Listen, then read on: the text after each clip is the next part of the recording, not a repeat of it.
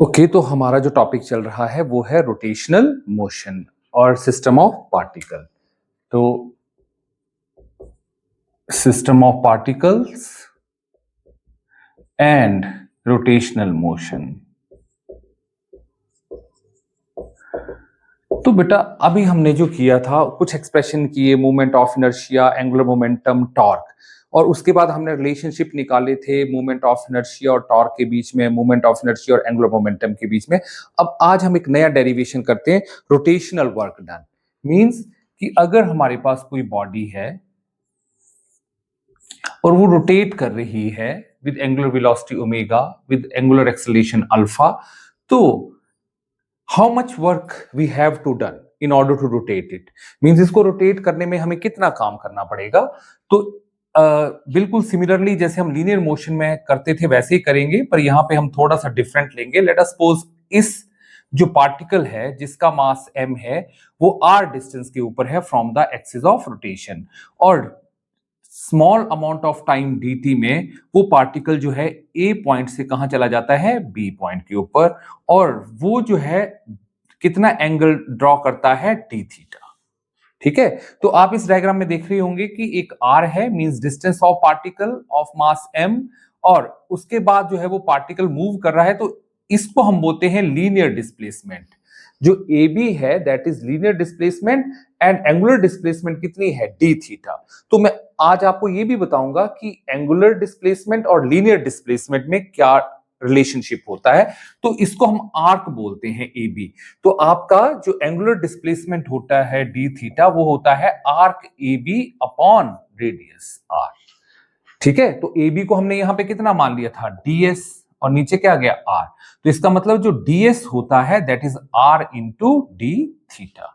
और अगर हम इस ds को dt से डिवाइड कर दें, ठीक है, तो ds अपॉन dt क्या बन गया, आपका बन गया लीनियर वेलोसिटी dv, और r और d theta upon linear velocity v, और आपका d थीटा अपॉन dt क्या बन गया, एंगुलर वेलोसिटी ओमेगा। तो मैं आपको रिलेशनशिप करवा रहा था ना, v equals to r omega, तो वो यहीं से आया है।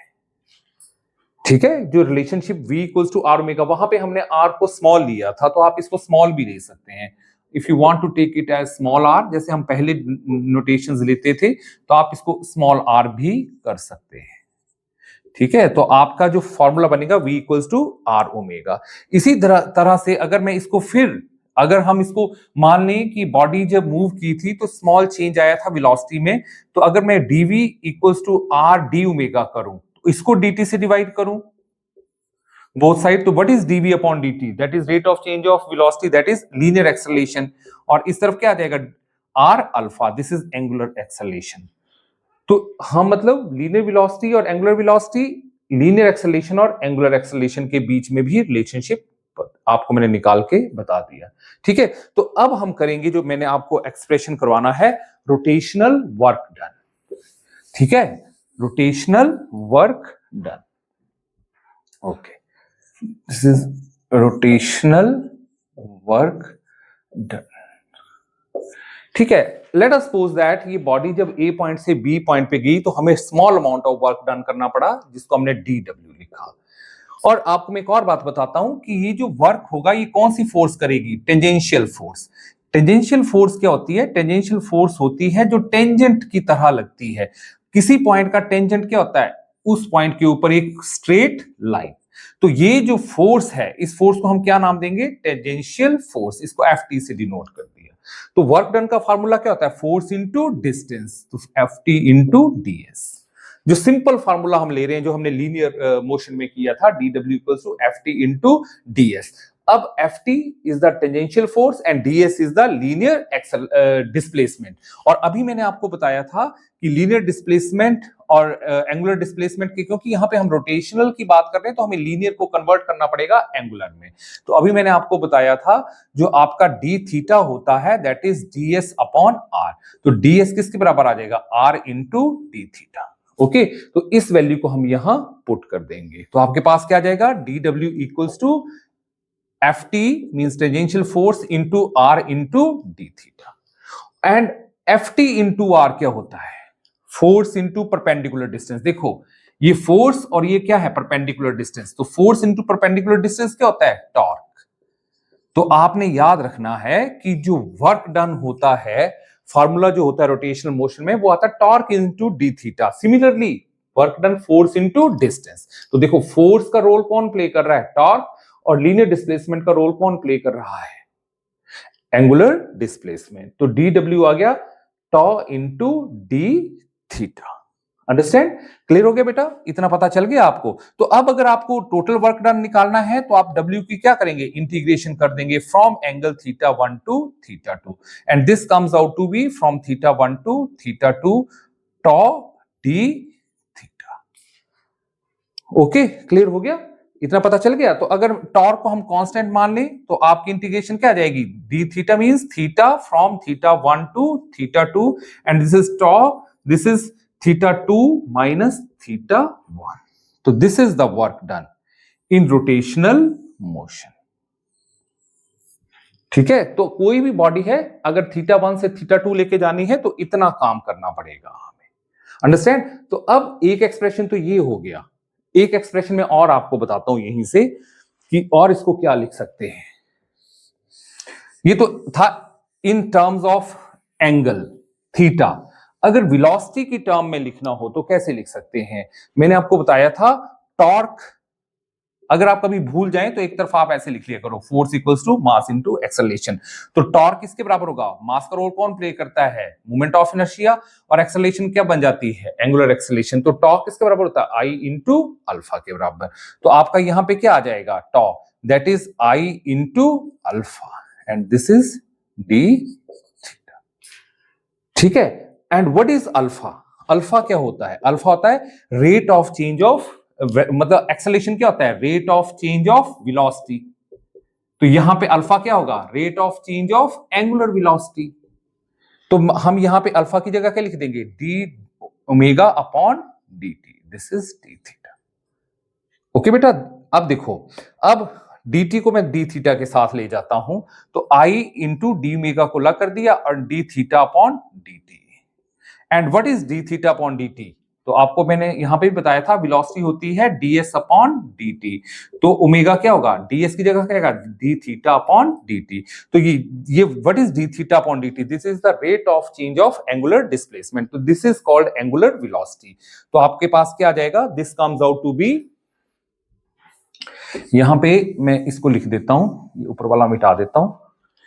तो यहां पे आपका आ जाएगा d W equals to I into d omega into omega. तो आई ओमेगा को मैं इकट्ठा लिख लेता हूं, I omega D omega, this is d डब्ल्यू। ये डब्ल्यू है, इसको ओमेगा से ओ मत करना, ठीक है। तो D W equals to I omega D omega. तो अब अगर मैंने टोटल वर्क डन निकालना हो तो मुझे क्या करना पड़ेगा, इसकी इंटीग्रेशन करनी पड़ेगी। लेकिन अब हम इंटीग्रेशन की लिमिट्स क्या लगाएंगे, अब इंटीग्रेशन की लिमिट्स लगाएंगे वेलोसिटी ओमेगा 1 टू ओमेगा 2। तो टोटल वर्क डन जो आ जाएगा that is integration of D W, that is यहां पे किसकी विद रिस्पेक्ट टू हो रहा है, ओमेगा, तो ओमेगा 1 से ओमेगा 2। ठीक है, तो आप यहां पुट कर दो वैल्यू, तो this is omega 1 to omega 2 I omega D omega. ठीक है, आई कांस्टेंट आ गया बाहर और अंदर क्या बच गया, omega D omega, from omega 1 to omega 2। और जब आप इसकी इंटीग्रेशन करोगे तो यहां पे आ जाएगा ओमेगा का square upon 2 from limits omega 1 to omega 2। ठीक है, 2 कॉम बाहर आ जाएगा तो 1/2 आई और लिमिट्स ओमेगा 2 का स्क्वायर माइनस ओमेगा 1 का स्क्वायर। तो इसको क्या लिख सकते हैं, 1/2 आई ओमेगा 2 स्क्वायर माइनस 1/2 आई ओमेगा 1 का square. So this is work done. ये कौन सा वर्क डन है, रोटेशनल, इसको WR लिख लेना। ओके बेटा, क्लियर हो गया। अब मुझे यहां पे बताओ कि आपको कैसा लग रहा है, कभी हमने ये पहले पढ़ा है, ये पढ़ा है हमने वर्क एनर्जी थ्योरम। क्या पढ़ा हुआ हमने, वर्क एनर्जी थ्योरम। तो वर्क एनर्जी थ्योरम क्या थी, जो हमने लीनियर मोशन में किया था, वो बोलता था कि total change in kinetic energy is equals to work done. मतलब जब कोई बॉडी मूव करती है from one point to another, तो उसकी इनिशियल वेलोसिटी अगर v1 है, फाइनल वेलोसिटी v2 है, इसका मास m है, तो जो आपका वर्क करना पड़ेगा फ्रॉम इस पॉइंट से इस पॉइंट पे ले जाने के लिए वो होगा चेंज इन काइनेटिक एनर्जी। ठीक है, और ये किसके बराबर होता था? हाफ m v2 का square minus half m v1 का स्क्वायर।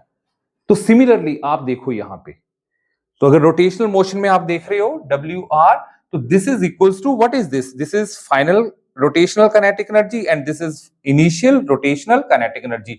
तो this is change in the kinetic energy. कौन सी? रोटेशनल।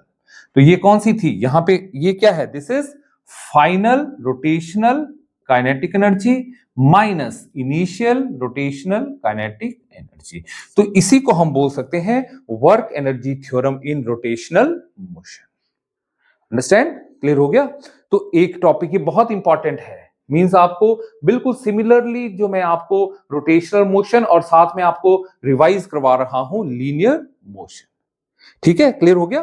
तो ये एक्सप्रेशन हो गई यहां पे rotational work done, means the amount of work done in order to rotation. और रोटेशन कर कौन रहा है यहां पे? टॉर्क।